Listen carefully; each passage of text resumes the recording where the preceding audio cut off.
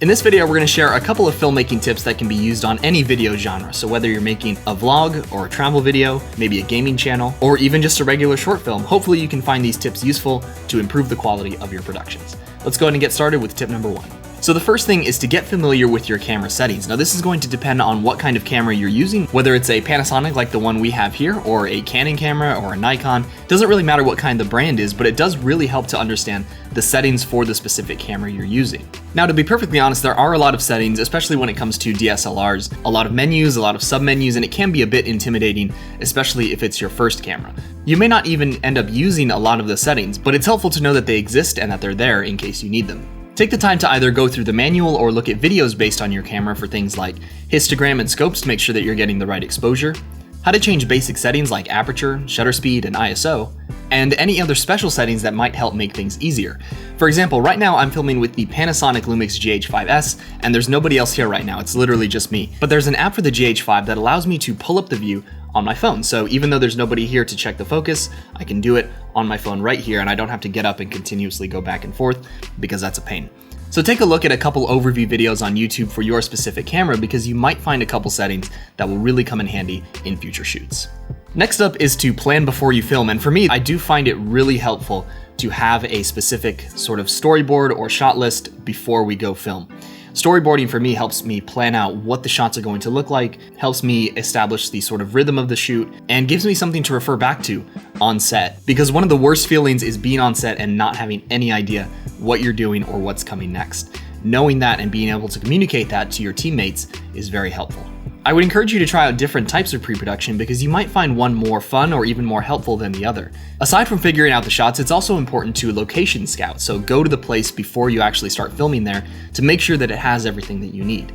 It also helps to take a look at time management, how long things are going to take you, how long you're going to have your actors for, and to budget that time in a way that is most appropriate.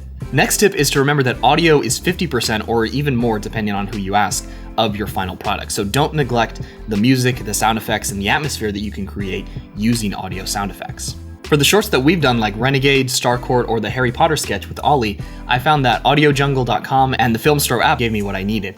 For something like Rise of the Dark Side, where we needed a specific trailer sounding Star Wars-y feel,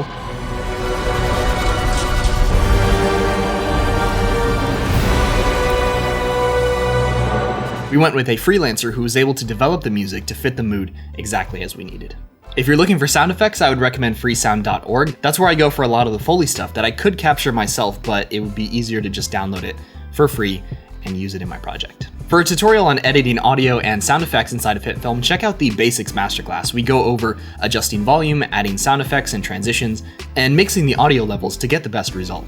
The next tip is to practice replicating the things that you like. So this is how you get better. You see something in a movie or TV show that you really enjoy the look of, whether it's a color grade, a visual effect, a specific shot, or a type of camera movement, and then do it yourself. Actually think about how they achieved it, what kind of equipment they might have used.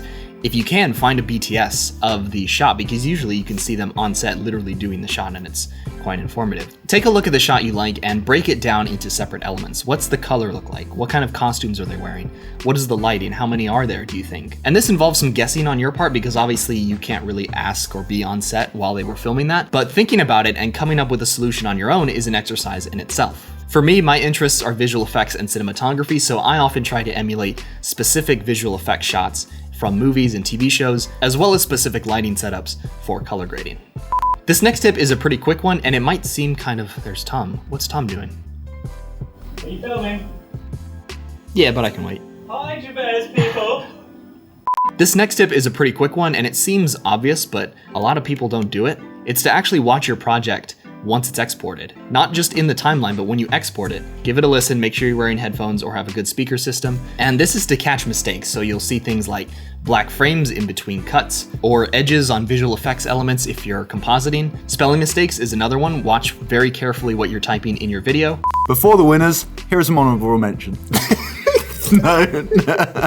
Any sort of audio clipping errors, so make sure to add a fade at the beginning and end of them if they're cutting in sharply. Just watch your video after it's done, and if you see something to make a change after, watch it again. And it can be a bit of a pain to watch it over and over again, but it is part of that quality assurance check to make sure that your video is the best it possibly can be.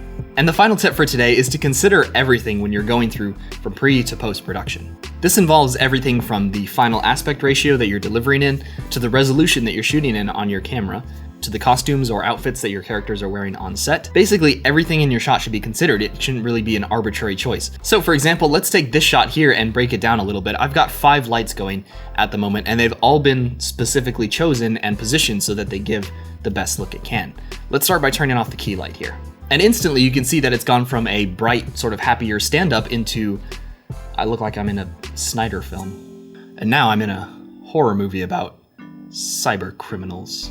So the point is that you have to consider not just the cinematography and lighting, but basically everything about your shot. Remember that the frame your audience is looking at is the final product, and everything in it has to be considered. And that's it for today. Let us know if you have any questions, or feel free to share your own filmmaking tips down in the comments below. Don't forget to subscribe, and we'll see you all in the next video.